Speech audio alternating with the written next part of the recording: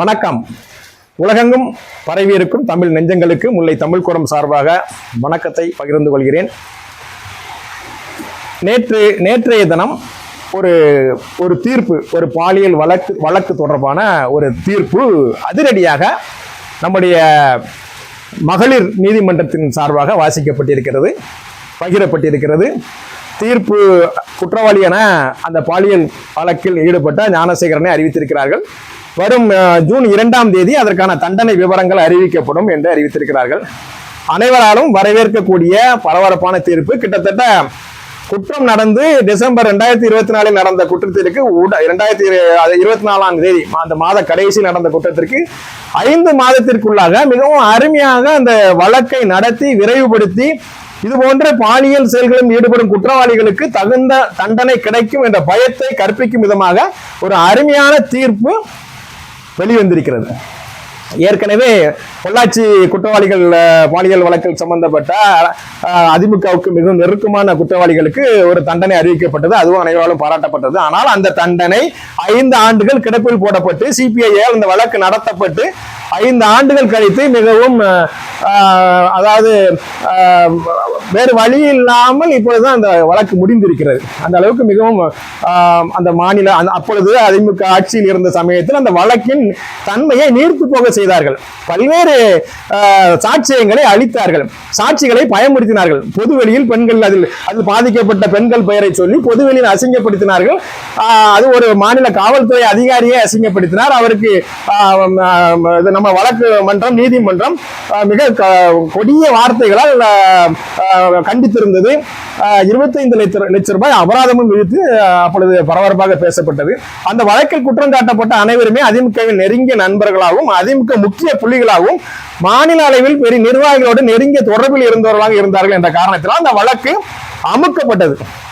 இப்பொழுது இந்த வழக்கு வேகமாக அந்த வழக்கில் குற்றம் சாட்டப்பட்டவர் எந்த வகையில் உள்ளவர், யாருக்கு நெருக்கமான என்றெல்லாம் மீறி வேகமாக உண்மையிலேயே 11 குற்றங்களை நிரூபித்து இந்த வழக்கின் தீர்ப்பை இந்த தமிழக காவல்துறை சிறப்பாக பெற்று தந்திருக்கிறது.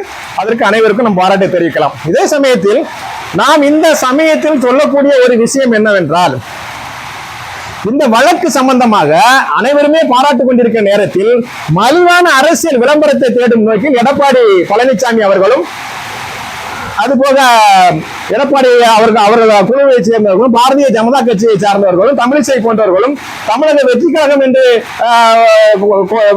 ஒரு இயக்கம் ஆரம்பித்து புதிதாக வந்து கொண்டிருக்கிறது. அந்த தலைவர்களும் மூடத்தனமாக மடத்தனமாக கருத்துக்களை பொதுவெளியில் பகிர்ந்து மலிவான அரசியலை தேடிக்கொண்டிருக்கிறார்கள். ஏதோ இந்த குற்றத்தில் ஈடுபட்டவர்கள் இன்னும் சுதந்திரமாக வெளியே இருப்பது போலவும், இவரை போலியான குற்றவாளியை தண்டித்து விட்டார்கள் என்பது போலவும் பொய்யான கதைகளை இங்கே பரப்பிவிட்டு ஒரு நாடகத்தை நடத்தி கொண்டிருக்கிறார்கள். உண்மையிலேயே தமிழக வெற்றி கழகத்தின் தலைவர் விஜய் அவர்களுக்கு ஒரு கேள்வியை நான் இங்கே கேட்க விரும்புகிறோம். நீங்கள் உண்மையிலேயே பெண்களின் பாதுகாவலர்கள் என்றால், நீங்கள் உண்மையிலேயே மக்கள் நலன் விரும்புவோர் என்றால் இந்த தீர்ப்பை நீங்கள் கண்டிப்பாக பாராட்டி இருக்க வேண்டும். அல்லது இந்த தீர்ப்பை நீங்க பாராட்டாவிட்டாலும் பரவாயில்ல, இந்த தீர்ப்பை கண்டிக்கும் அதே நேரத்தில் ஏற்கனவே 5 ஆண்டுகள் கடந்த ஒரு தீர்ப்பு பொள்ளாச்சி வழக்கில் வந்தது. அந்த வழக்கில் ஈடுபட்ட நபர்கள் அருளானந்தம், அந்த பார்ல வேலை பார்த்த ராமசாமி போன்றவர்கள் எல்லாம் அந்த அதிமுக கட்சியின் உறுப்பினர்களாகவே கட்சி பொறுப்பில் இருக்கக்கூடியவர்களாக இருந்தார்களே, அதையெல்லாம் நீங்கள் கண்டித்தீர்களா? மேலும் இந்த வழக்கில் குற்றம் சாட்டப்பட்ட பார் நாகராஜ் என்பவரை 2 வருடங்கள் கழித்து காவல்துறையால் கைது செய்தார்களே, அதற்கு நீங்கள் ஏதாவது எதிர்ப்பு குரல் இதற்கு முன்னால் கொடுத்தீர்களா? இப்பொழுதாவது அது செய்தது தவறுதான் என்று ஒத்துக்கொள்கிறீர்களா? விஜய் அவர்களே, நீங்கள் இப்பொழுது அரசியலில் செல்லா காசாக பயணித்துக் கொண்டிருக்கிறீர்கள். நீங்கள் நினைத்து வந்தது வேறு, ஆனால் இங்கே நடப்பது கண்டிப்பாக வேறாக இருக்கிறது. அது மட்டுமல்ல, பிஜேபியின் தூண்டுதலான அரசியலுக்கு வந்த நீங்கள் உண்மையிலேயே ஒரு மறைமுகமான ஒரு கூட்டணியை ஏற்பாடு செய்து வைத்துவிட்டு தான் அரசியலுக்குள் நுழைந்திருக்கிறீர்கள் என்பது மறுக்க முடியாத உண்மை. ஏனென்றால் நீங்கள் 10 வருடங்களுக்கு முன்பாக 2014ஆம் ஆண்டிலேயே மோடி அவர்களை ரகசியமாக உங்க தந்தையோடு சென்று மோடி அவர்களை நீங்கள் சந்தித்த கதை ஊருக்கும் தெரியும், உலகத்திற்கும் தெரியும். எதற்காக சந்தித்தீர்கள், அப்பொழுதே இதற்கான திட்டங்களை இட்டீர்களா, என்ன நடந்தது என்று உங்களால் தெளிவாக விளக்க முடியுமா? ஒரு நடிகரான நீங்கள் எதற்காக அப்பொழுது பிரதமராக கூட இல்லாத ஒரு மோடி அவர்களை என்ன ரீதியில் சென்று சந்தித்தீர்கள் என்பதை விளக்குங்கள். ஒன்று. இரண்டாவதாக, இந்த வழக்கில் இப்பொழுது தீர்ப்பு வந்திருக்கிறது. இந்த அண்ணா பல்கலைக்கழகத்தில் நடந்த அந்த பாலியல் வழக்கில் ஞானசேகரன் குற்றவாளி என்று அறிவிக்கப்பட்டிருக்கிறது. இந்த வழக்கு பற்றிய முழு விவரத்தை நீங்கள் தெரிந்து வைத்திருக்கிறீர்களா? நீங்கள் கற்பனையாக எழுப்பும் கேள்விகள் எல்லாம் உங்களுக்கு யாரால் பயிற்றுவிக்கப்பட்டது, யாரால் சொல்லி தரப்பட்டது? நீங்கள் பொதுவெளியில் இறங்கி இந்த மாதிரி பாதிக்கப்பட்ட பெண்களுக்காக எப்பொழுது போராடினீர்கள் என்றெல்லாம் தெரியாத விடைகள் நிறைய இருக்கின்றன. மிஸ்டர் விஜய் அவர்களே, நீங்கள் அரசியலில் ஏதோ ஒரு காரணத்திற்காக யாரிடமோ பெற்றுக்கொண்ட பணத்தை வைத்துக் கொண்டு இங்கே வந்துவிட்டீர்கள்.